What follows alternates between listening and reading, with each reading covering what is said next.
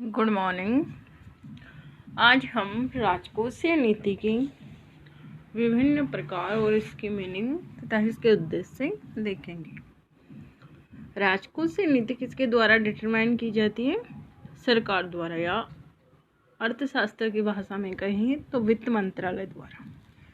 जबकि जो मौद्रिक नीति होती है वो किसी भी देश के केंद्रीय बैंक द्वारा डिसाइड की जाती है या निर्धारित की जाती है। राजकोषीय नीति सरल शब्दों में कराधान और सरकारी खर्च का एक अनुमान है जो अर्थव्यवस्था को प्रभावित करता है। कराधान मतलब जो गवर्नमेंट के द्वारा टैक्स लगाया जाता है, जबकि जो सरकारी खर्च है वे वह है जो गवर्नमेंट द्वारा देश की इकोनॉमी को बूस्ट करने के लिए खर्च किए जाते हैं। राजकोषीय नीति के प्रकार। राजकोषीय नीति दो प्रकार की होती है, विस्तारवादी राजकोषीय नीति और संविधात्मक राजकोषीय नीति। विस्तारवादी राजकोषीय नीति यह नीति अर्थव्यवस्था को बढ़ावा देने के लिए बनाई गई है। मतलब विस्तारवादी जैसे कि नाम से स्पष्ट है कि इसके द्वारा इकोनॉमी को बूस्ट किया जाता है। इसका उपयोग ज़्यादातर उच्च बेरोजगारी, मतलब इकोनॉमी में बेरोजगारी होती है या मंदी की स्थिति होती है तो एग्रीगेट डिमांड को इंक्रीज करने के लिए या रोजगार देश में क्रिएट करने के लिए इस पॉलिसी को अपनाया जाता है। इसका उपयोग अधिकतर उच्च बेरोजगारी और मंदी के समय में किया जाता है। यह सरकार को करों को कम करने, मतलब टैक्स कम लगाए जाए और अधिक खर्च करने या दोनों में से एक की ओर जाता है। इसका उद्देश्य अर्थव्यवस्था को प्रोत्साहित करना है और यह सुनिश्चित करना है कि उपभोक्ताओं की क्रय शक्ति कमजोर ना हो, मतलब जो कंज्यूमर्स हैं उनकी परचेजिंग पावर कम ना हो। सेकंड है संविधात्मक राजकोषीय नीति। यह नीति किस स्थिति में काम में ली जाती है? उच्च मुद्रास्फीति के मामले में। जबकि जो विस्तारवादी राजकोषीय नीति है वह इकोनॉमी में मंदी के समय प्रयोग की जाती है, जबकि यह उच्च मुद्रास्फीति या मुद्रास्फीति के समय में की जाती है। मुद्रास्फीति की स्थिति में आप जानते हैं कि जो कंज्यूमर्स है उनकी क्रय शक्ति का लेवल अधिक होता है या उनकी एग्रीगेट डिमांड अधिक होती है, तो उस स्थिति में मुद्रास्फीति को कंट्रोल करने के लिए संविधात्मक राजकोषीय नीति की अपनाई जाती है। यह नीति उच्च मुद्रास्फीति के मामले में आर्थिक विकास को धीमा करने के लिए डिजाइन की गई है। संविधात्मक राजकोषीय नीति करों को बढ़ाती है और खर्च में कटौती करती है। मतलब उसमें तो क्या था कि टैक्स कम किए जाते थे और खर्च बढ़ाए जाते थे, जबकि इसमें करों को बढ़ाया जाता है और खर्च में कटौती या उसको खर्च कम किए जाते हैं। राजकोषीय नीति के टूल्स क्या क्या है? मुख्यतः इसके दो टूल्स हैं। फर्स्ट टैक्सेशन या कराधान और सेकंड है सरकारी खर्च, गवर्नमेंट एक्सपेंडिचर।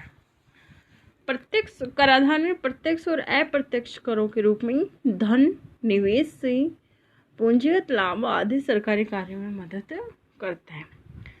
कर उपभोक्ता की क्या है? इनकम को प्रभावित करता है और उससे उसकी जो डिस्पोजेबल इनकम होती है वो कम होती है और खपत में परिवर्तन से वास्तविक घरेलू उत्पाद या जीडीपी में परिवर्तन होता है। सेकंड इसका टूल है सरकारी खर्च।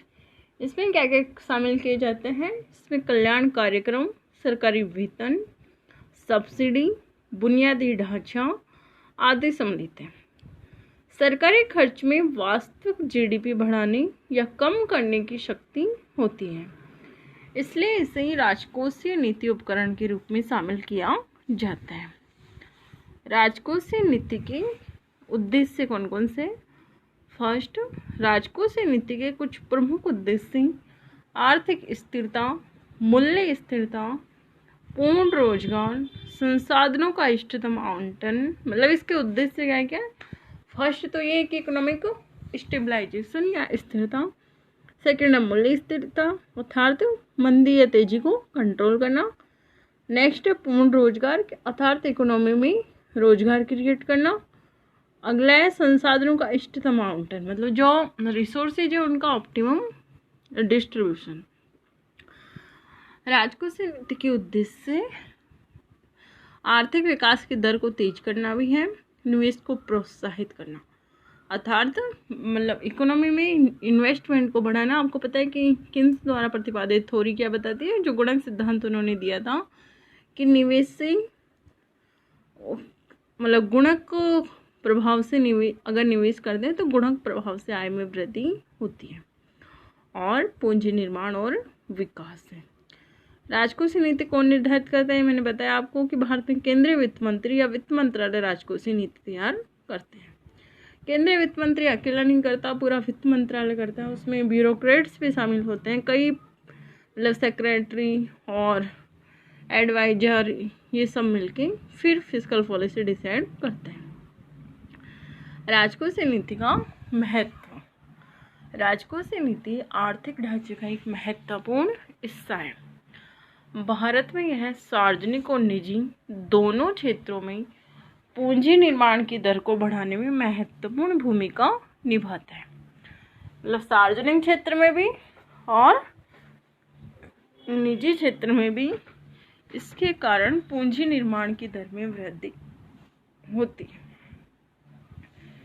राजकोषीय नीति वित्त पोषण परियोजनाओं के लिए संसाधन जुटाने में मदद करती है।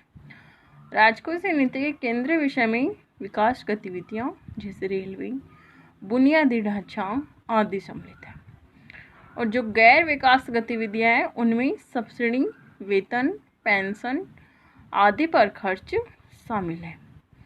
यह निजी क्षेत्र को अपनी गतिविधियों के लिए प्रोत्साहन देता है।